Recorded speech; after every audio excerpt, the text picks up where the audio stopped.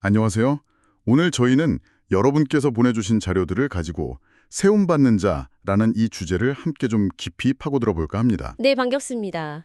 살다 보면 뭐랄까 누구나 넘어지고 흔들릴 때가 있잖아요. 그럼요, 있죠. 그런데 오늘 저희가 다룰 세움받음은요.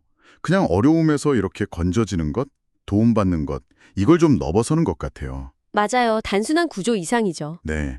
마치 건물이 기초 위에 단단히 서는 것처럼 어떤 분명한 목적이나 역할을 위해서 내적으로든 외적으로든 굳건하게 딱 자리 잡게 되는 그런 상태를 말하는 거죠. 네, 정확합니다. 어떤 기반 위에 굳건히 서게 되는 것. 여러분이 보내주신 자료 세움받는 자, 이 글과 그 안에 언급된 성경 이야기들이 있는데요. 열왕기하 2장의 엘리사, 데살로니가 후서 2장의 교인들, 그리고 다니엘 6장의 다니엘, 마지막으로 시편 112편, 113편까지. 네, 아주 다양한 사례들이죠. 네, 이 네 가지 다른 그림들을 통해서 세움받음, 이게 구체적으로 어떤 모습인지 또 그 의미는 뭔지 한번 자세히 들여다보겠습니다. 네, 기대가 됩니다. 자, 그럼 첫 이야기부터 시작해 볼까요? 구약 성경 열왕기하 2장에 나오는 선지자 엘리사입니다. 아, 엘리사. 네, 그의 스승, 그 유명한 엘리야 선지자가 하늘로 떠나기 바로 직전의 상황이에요. 근데 엘리사가 정말 끈질기게 스승을 따라다녀요. 그렇죠. 놓치지 않으려고 하죠. 네, 이게 그냥 존경심 때문만은 아닌 것 같더라고요. 뭔가 간절한 바람이 있었어요. 네, 맞아요. 그 유명한 요구를 하죠. 바로 스승이 가졌던 그 신적인 능력, 권능, 뭐랄까, 그 영감을 갑절로 받고 싶다는 거였죠. 네, 갑절의 영감, 대단한 요구죠. 그리고 엘리야가 승천한 후에 엘리사가 스승이 남긴 겉옷, 그걸로 요단강을 칩니다. 성경 구조를 보면 이렇잖아요. 엘리야의 몸에서 떨어진 그의 겉옷을 가지고 물을 치며 이르되 엘리야의 하나님 여호와는 어디 계시니까 하고 네. 물이 이리저리 갈라지고 엘리사가 건너니라, 이 장면이죠. 네, 정말 극적인 장면이죠. 눈에 보이는 증거가 나타난 거예요. 그렇죠. 이 기적을 통해서 다른 선지자들한테 아, 엘리야의 공식적인 후계자구나 하고 인정을 받게 되죠. 맞아요. 공동체의 확인이 이루어지는 거죠. 여기서 중요한 건 이게 그냥 능력만 받은 게 아니라 어떤 특정한 사명, 그걸 이어받도록 신에 의해서 세워지는 그런 순간이었다는 점인 것 같아요. 네, 정확히 보셨습니다. 엘리사의 세움받음을 보면 몇 가지 요소가 이렇게 쫙 맞물려 돌아가는 게 보여요. 어떤 요소들일까요? 첫째는 방금 말씀하신 것처럼 엘리사 자신의 그 강한 의지, 그리고 추구죠. 스승을 끝까지 따라가면서 그 능력을 달라고 했던 간절함. 네, 그 끈질김. 둘째는 객관적인 증거예요. 요단강이 갈라지는 거, 이건 뭐 누구도 부인할 수 없는 초자연적인 사건이었잖아요. 그렇죠. 명백한 증거죠. 그리고 셋째가 바로 공동체의 인정입니다. 다른 선지자들이 이 사건을 보고 아, 엘리야의 성령이 하시는 역사가 엘리사 위에 머물렀다. 이렇게 인정하면서 그에게 경의를 표하거든요. 그 세 가지. 개인의 소명, 가시적인 증거, 공동체의 확인. 이게 다 필요했군요. 네, 이 세 가지가 딱 어우러지면서 그의 세움받음이 아주 공고해지는 거죠. 이건 세움받음이라는 게 그냥 개인적인 느낌이나 뭐 신령, 이걸 넘어서서 때로는 이렇게 구체적인 사건, 또 주변의 인정을 통해서 확인될 수 있다는 걸 보여주는 것 같아요. 그렇군요. 혹시 알아본 삶 속에서도 아, 내가 어떤 목적을 위해 부름받았구나 느꼈을 때 그걸 뒷받침하는 어떤 특별한 경험이라든지 아니면 주변 사람들의 지지 이런 걸 통해서 확신을 얻었던 그런 기억이 있으신가요? 한번 생각해 볼 만한 질문이네요. 네. 엘리사 이야기는 우리가 신의 부르심에 정말 진심으로 응답할 때 필요한 능력도 받고 또 그 역할을 감당하도록 이렇게 세워질 수 있다. 이런 희망을 주는 것 같습니다. 엘리사가 이렇게 사명을 이어받기 위해서 적극적으로 세움받았다면 이번엔 좀 다른 상황으로 가볼게요. 신약 성경 데살로니가 우서 2장입니다. 아, 데살로니가 교회? 네. 당시 데살로니가 교회가 예수님의 재림에 대한 좀 잘못된 소문, 또 가르침 때문에 꽤 혼란스러웠던 모양이에요. 네, 그랬죠. 심지어 재림이 이미 이루어졌다고 주장하는 사람들도 있었으니까요. 네, 정말 큰 혼란이었겠네요. 이런 분위기 속에서 사도 바울이 교인들한테 편지를 보내면서 이렇게 권면하죠. 그러므로 형제들아, 굳건하게 서서 말로나 우리의 편지로 가르침을 받은 전통을 지키라. 네, 그 구절 굳건하게 서라. 여기서 제 눈길을 끈 건 굳건하게 서라라는 이 명령하고 가르침을 받은 전통을 지키라라는 내용이 딱 연결된다는 점이었어요. 이 혼란 속에서 전통, 그러니까 그들이 배운 진리가 사람들을 어떻게 세워줄 수 있었을까 하는 점이죠. 그 연결점. 아주 중요한 부분을 짚어주셨어요. 진리 안에 굳게 선다는 거, 이게 단순히 정보를 아는 것 이상이거든요. 아, 그런가요? 어떤 의미일까요? 그건 배운 진리를 내 삶의 어떤 기준 혹은 다추로 삼아서요. 외부에서 오는 거짓된 정보나 내 안의 불안감 이런 거에 쉽게 흔들리지 않는 내적인 안정성, 이걸 확보하는 걸 의미해요. 아, 내적인 안정성. 네. 우네알, 우리가 사는 시대를 한번 보세요. 정보는 넘쳐나죠. 근데 뭐가 진짜고 가짜인지 분별하기는 점점 더 어려워지고 있잖아요. 맞아요. 정말 그렇죠. 이런 상황에서 데살로이가 교인들한테 주어진 이 권면이 더 의미심장하게 다가오는 거죠. 가르침을 받은 전통, 즉 신뢰할 수 있는 근원, 여기서는 이제 사도 바울의 직접적인 가르침이나 편지겠죠. 네. 거기서 비롯된 진리를 딱 붙잡는 것. 그게 바로 혼란 속에서 흔들리지 않고 세움받는 비결이라는 겁니다. 아까 진리가 중심을 잡아주는 거군요. 그렇죠.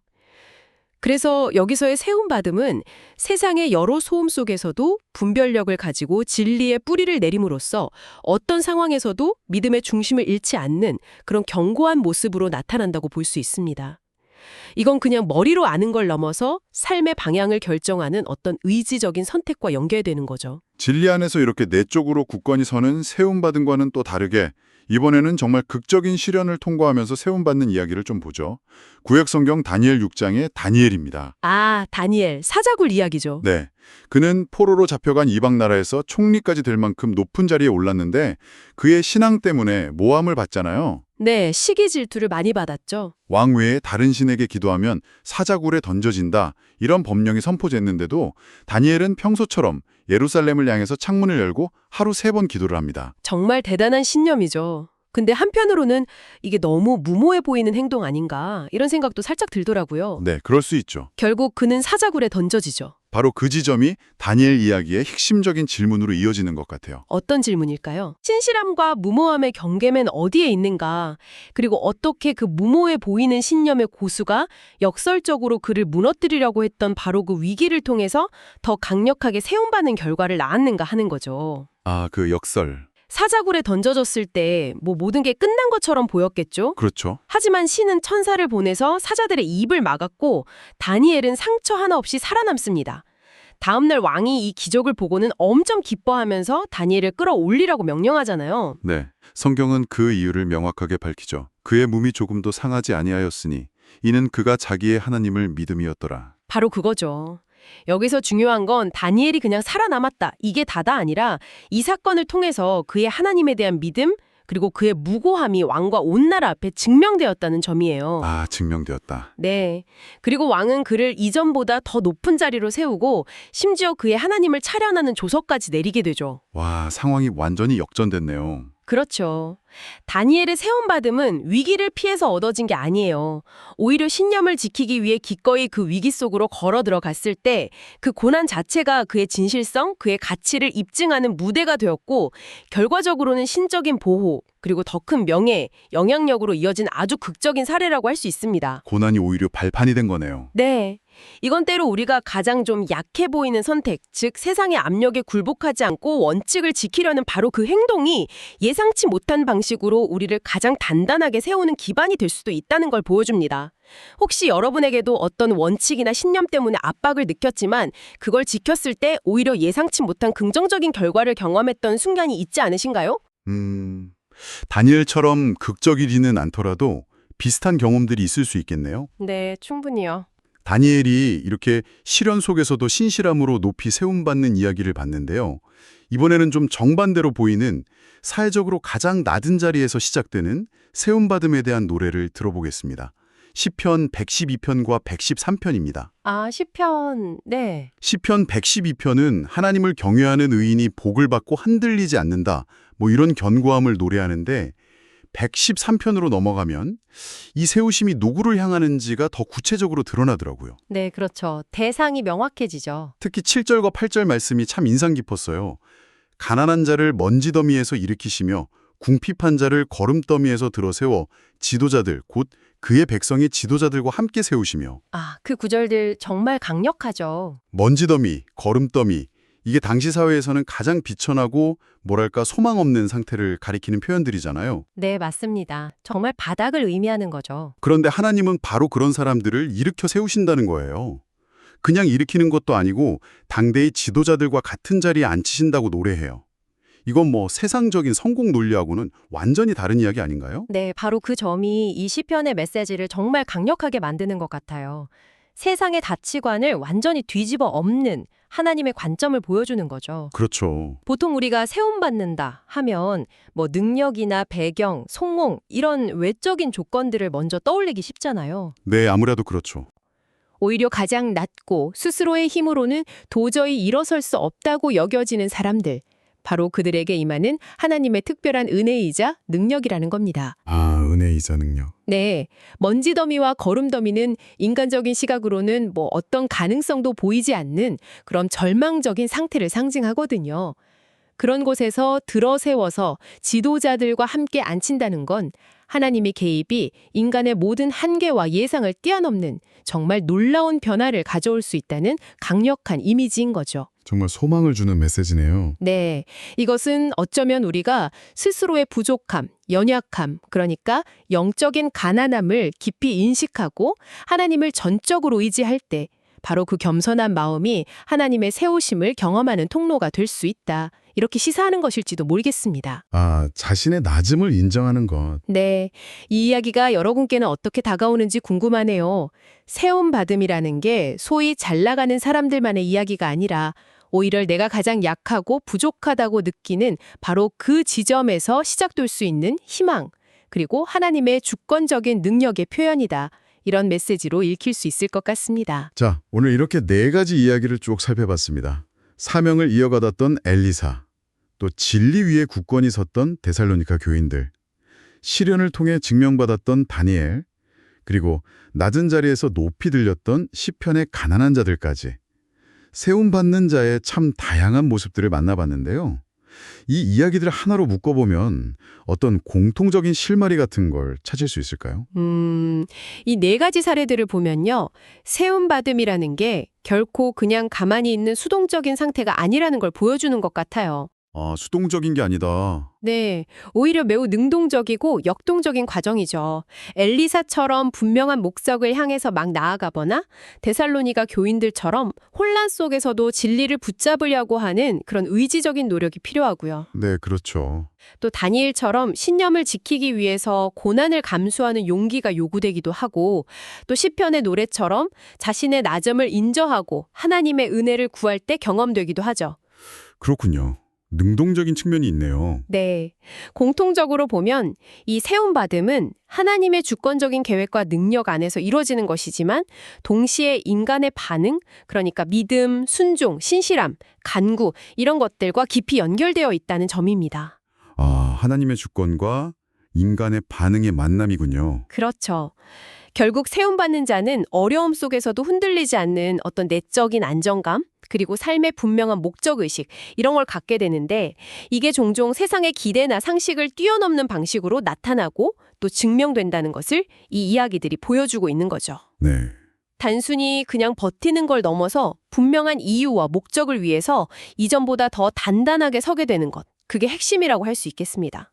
더 단단하게 서게 되는 것. 네, 오늘 나눈 이 4가지 모습 중에서 여러분의 경험이나 혹은 세움받음에 대한 여러분의 생각과 특별히 좀 공명하는 지점이 있었는지 돌아보시는 것도 의미 있을 것 같네요. 네, 정말 그렇습니다. 오늘 이야기를 마무리하면서 이런 질문도 함께 생각해보면 좋겠습니다. 네. 이 자료들 속에서 세움받음이 하나님의 계획과 또 인간의 신실한 반응, 그 사이의 만남으로 그려진다면 우리는 어떻게 이 세움받음의 과정에 좀 더 의식적으로 그리고 능동적으로 참여할 수 있을까요? 아, 좋은 질문이네요. 어떻게 참여할 것인가? 엘리사가 스승의 영감을 그렇게 간절히 구했던 것처럼 데살로니가 교인들이 배운 진리를 굳게 지키려고 애썼던 것처럼 또 다니엘이 위협 앞에서도 기도의 자리를 지켰던 것처럼 말이죠. 네, 그들의 행동에서 힌트를 얻을 수 있겠네요. 어쩌면 우리 삶에서 발견되는 어떤 희미한 부르심이나 혹은 붙들어야 할 진리 같은 것에 우리 자신을 의지적으로 이렇게 정렬하려는 작은 노력들, 그게 바로 우리를 단단히 세워가는 과정의 시작일 수 있지 않을까요? 내 작은 노력들이 모여서 큰 세움을 이루는 거겠죠? 오늘 함께 탐구한 이 세움받는 자의 이야기들이 여러분께 오랫동안 좀 곱씹어 볼 만한 깊은 울림과 생각거리를 드렸기를 바랍니다.